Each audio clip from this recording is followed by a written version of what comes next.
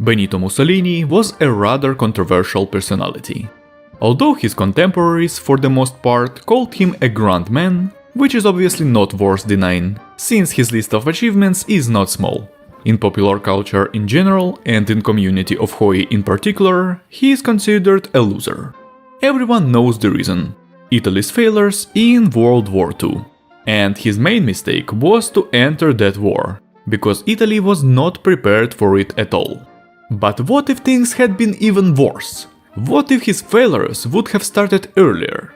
My name is Jacob and I welcome you to the Synthetic History channel, where we talk about events that didn't happen as if they did. And today I will tell the story of how Mussolini disgraced himself and his country before World War II even began. Mussolini's humiliating history in Hearts of Iron 4. In October 1922, Mussolini and his supporters, the Italian fighting leagues Fasci Italiani di Combattimento, carried out the famous March on Rome, in which he did not really take part, just took a couple of pictures with the marching black shirts and mostly stayed behind in Milan.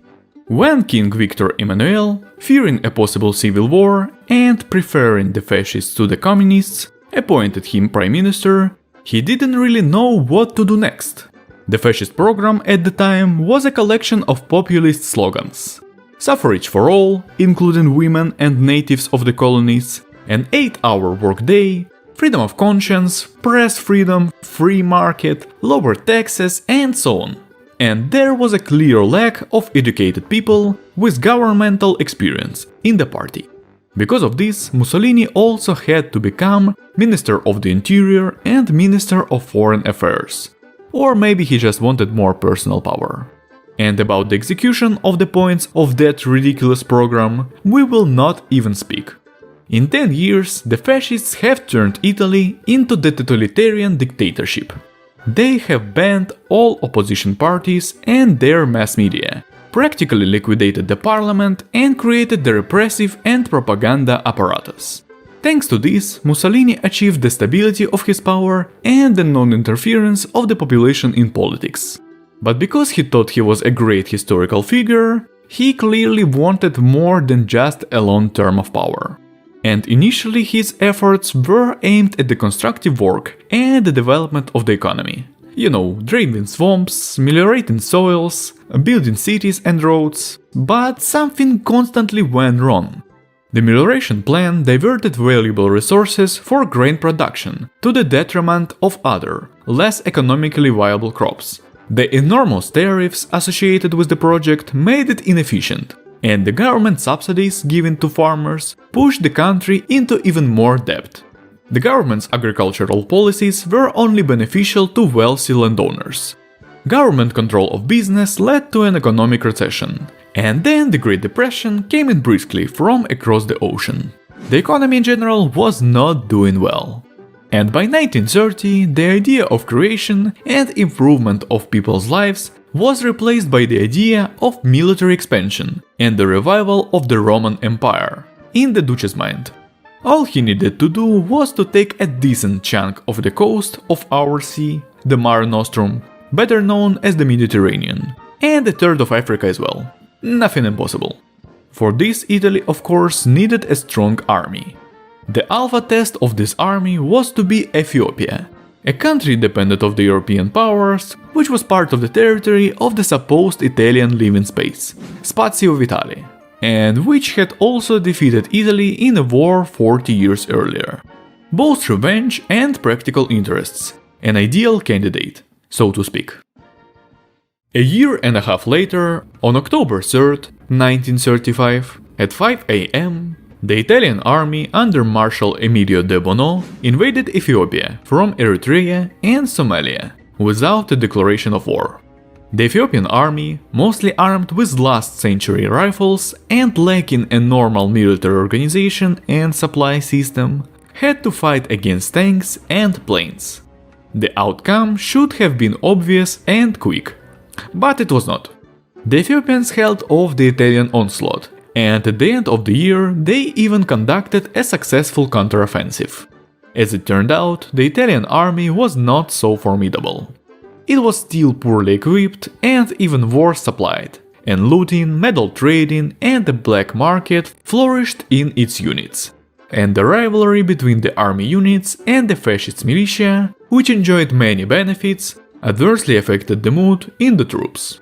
The failures infuriated Mussolini, for whom this war was his first full-fledged military campaign.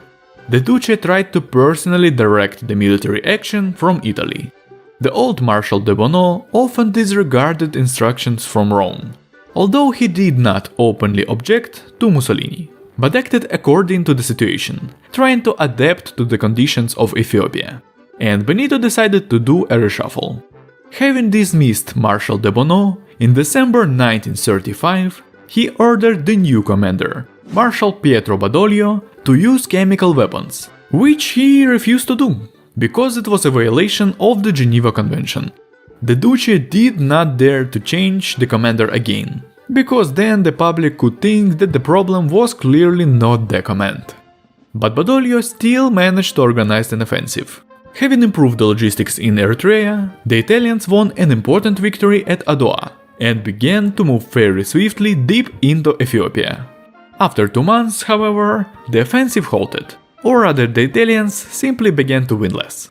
Many factors contributed to this, from the increase in African heat to the guerrilla units in the occupied territories. Things were even worse in the south, where Mussolini's demands were not even close to being met. The local contingent, consisted mainly of colonial troops and irregular Somali units, was not very different in quality from the Ethiopian army. By July, the situation was such. Mussolini was furious at the army's lack of success, and the generals were angry at the frankly moronic orders. By this point, Italian troops had managed to get close to the Ethiopian capital, and Duce ordered that it be occupied at all costs. But all offensive attempts failed. Discontent grew in the army. During this time, an underground resistance movement against the fascist regime was rising in the metropolis, taking advantage of the dissatisfaction with the failure of the war and its relatively high casualties for the colonial war. But we will talk about it later, and for now let's get back to the war. By the new year, the situation had hardly changed.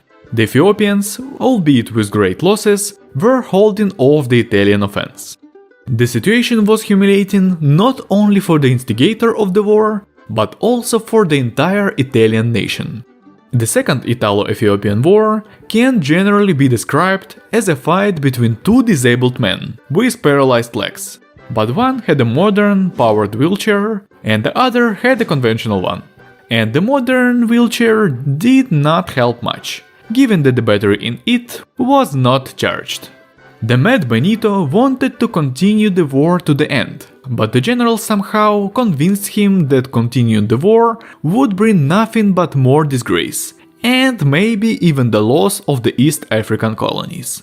And Haile Selassie, Emperor of Ethiopia, realizing that revenge, if it could be executed, would come several years into the war, and the losses were already substantial. So the fight ended accordingly. They signed a white peace and went their separate ways.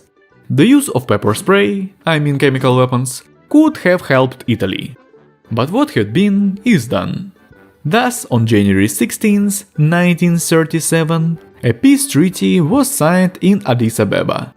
No reparations, no changes in borders. Humiliated Italian soldiers were leaving the land of Ethiopia. Mussolini's position in the party was badly shaken. His popularity had plummeted, and he needed a victory urgently. The lion needed to prove that he was still strong. This victory was to be an intervention in the Spanish Civil War, which had begun a month before, on the side of the local fascists.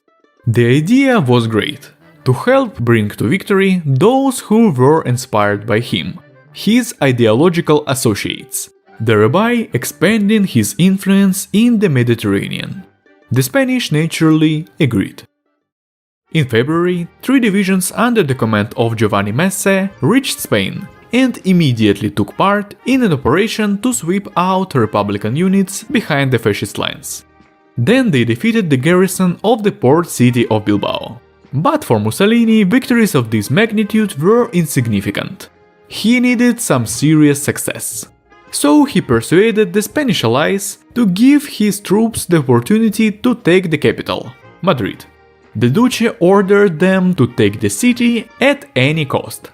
Battles in this area lasted for several months, but the Italians managed to break through the front and reach the city. Emboldened by his success, Benito proposed a new venture: to break through to the forces of the Aragonese anarchists, thus encircling almost a third of the Republican forces. The idea had a chance of success, but such a plan put the Italian corps, which was to make the breakthrough, at risk of being surrounded. Nothing ventured, nothing gained. And at first all went well. Mass's forces were able to force the Tajo River and began to advance eastward. But nothing seems to end well for the Duce in our story. In the rear, the monarchist faction broke away from the Spanish fascists, and the troops that were to be sent to help in the breakthrough were transferred to a new front. The only problem was that the Italians and Germans, who were also taking part in the operation, were forgotten. They ended up being surrounded. There they resisted for some time, but after losing more than half of their personnel, they surrendered.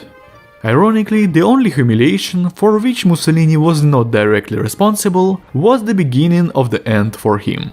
As I said before, taking advantage of the growing dissatisfaction with Duce's policies among the people and the army, the opposition began to prepare to overthrow the dictator. And it was the annihilation of the troops in Spain that ignited the civil war on January 6, 1938. The center of the uprising was the industrial north of the country, where the fascist party had always been less popular, and it was led by the very same Marshal Badoglio who had carried out Benito's idiotic orders in Ethiopia.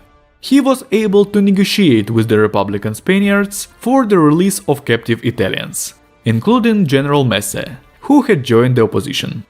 The forces of the parties were roughly equal, but Mussolini had Mussolini on his side, which greatly lowered his chances of victory. Okay, in all seriousness, most of the fascist army had such a problem. Soldiers with combat experience had low morale, and the black skirts with black skirts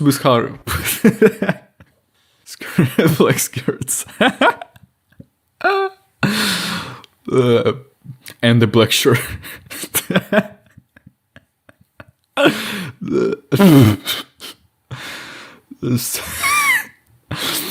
and the black shirt and the black shirts with high morale had little combat experience. In addition, the loyalists clearly lacked good command and aviation, and the anti-fascist partisans all over the country were a big hindrance. The Republican troops, on the other hand, were veterans of the Ethiopian War, with specific grievances against the Duce. They began a rapid takeover of the northern half of the country. By February, a substantial portion of the fascist army had been encircled. After brief battles, most of them were laying down their arms. Only the Black Shirts formations offered resolute resistance. More and more officials defected to the side of the Republicans. The Duce regime was doomed. By March, the north of the country was cleared, and by the end of the month, the Republicans had taken Rome. In April, Naples. In May, Mussolini, who had tried to flee Italy by sea, was caught by local partisans near the town of Brindisi. Here they had a chance to voice their grievances. Because of the grievances he received, Mussolini died. Thus, the story of the greatest loser of the 20th century came to an end. The Republicans won the civil war with relatively little blood. King Victor Emmanuel, whose indecision had allowed Mussolini to usurp power 16 years later, was stripped of his titles, and Italy officially became a republic. We can say that Mussolini helped the country to become Rome, only of its earlier version. The country had to rebuild democratic institutions, adopt a new constitution, develop the economy, fight against the mafia, which had been strangled during Mussolini's rule, but had risen again during the civil war. help Republican Spain in the still ongoing civil war, and so on. In the first parliamentary elections, a coalition of Social Democrats and Communists won, and the experienced politician Ivanoe Bonomi became prime minister. In the impending New World War, the country was able to maintain its neutrality, which is considered one of the main reasons for Germany's success in the coming Great War and the establishment of Nazi world rule. But that is material for another story. And I would like to finish this story here. Leave a comment, like this video and subscribe to the channel if you want to see similar videos in the future. See you in the next story. Jacob was with you, and with that, I say goodbye.